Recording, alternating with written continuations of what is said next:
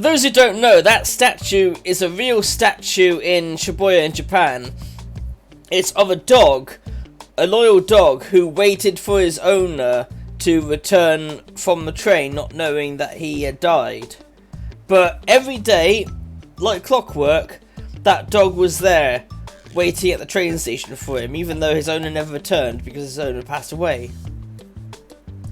You know, which is really sad, but I think it's kind of amazing that they actually made a statue of the dog there.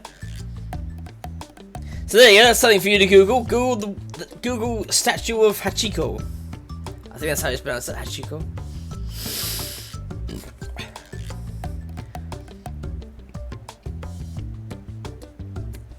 Oh yeah, I've heard of another one in Edinburgh, yeah.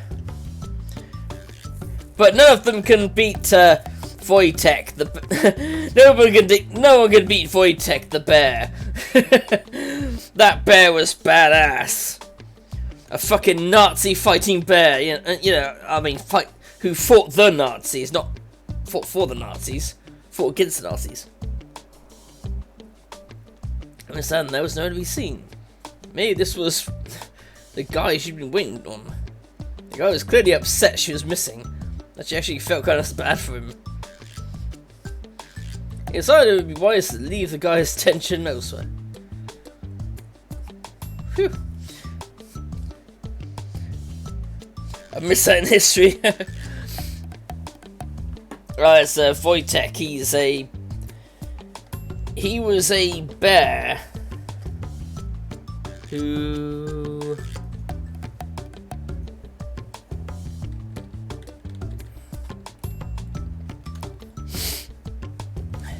there you go. Wojtek the bear. I think it's Wojtek it's pronounced, or Wojtek. But yeah, he's a brown bear that was adopted by the Polish Second Corps, which my grandfather was a part of, and he actually worked with them fighting against the Nazis. And the funniest fucking thing is, this bear was known for drinking beer, smoking cigarettes, and carrying artillery shells.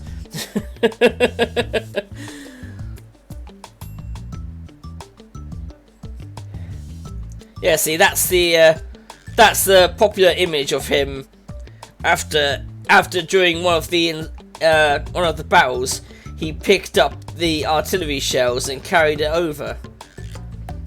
These artillery shells, unlike the picture here, he actually carried a big box, and those boxes, they require at least 2 or 3 fit people to carry by themselves. But because he's a bear, he picked it up by himself. But yeah, there you go. There's this one here in Edinburgh. Because after World War II, because of course he couldn't come back to Poland with the Polish, which would have been his new homeland, because Poland was still under Soviet control. Then, like many of the Polish in the Second Corps, he ended up in Edinburgh, and he ended up in the Edinburgh Zoo, which must have creeped the bloody zookeepers out, because a lot of the ex-soldiers would actually jump into the enclosure and have a wrestling match with him, because that's another thing that they used to do together, apparently, was have wrestling matches with him. I never saw the poor bloody zookeeper who doesn't know anything about this bear, and then just sees these random Polish people just jumping in and getting into like a wrestling match with this bear. Anti-Nazi bear, yeah, exactly. And this is him in Krakow. Krakow? But yeah, obviously they'd have him in Poland as well. And there's that's kind of the thing he had. He had a big yeah, that's the ammunition he carried by himself. Ammunition that requires 2, 3, possibly even 4 fit people to carry by themselves. He carried it by himself, because yeah, that's how powerful bears are. I'd like to see this bit though.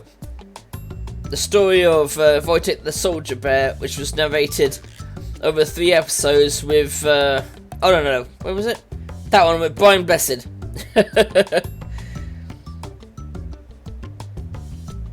In War Times called Winnie. I've not heard of that one, but I know of Wojtek because it was something that Dad saw called World War Weird. Yeah, there's the emblem. There was the official emblem for him. Because the funny thing is, before they went to the Battle of Monte Cassino, they couldn't bring the bear with them originally because the Navy were basically saying, look, we're going to transport you soldiers over, but we're not bringing your mascots. You cannot bring your mascots. This is not a pleasure cruise. This is not the Ark. This is a military operation. So they made him an official. They made him an official soldier, which is why he has the rank here of corporal. So he's a bear with an actual title, not.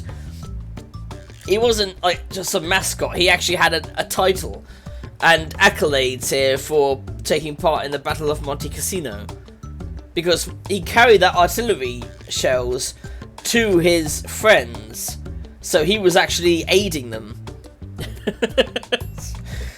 Which is ridiculous. It's ridiculous, some of these stories you hear about animals. Yeah, how about the road to his house?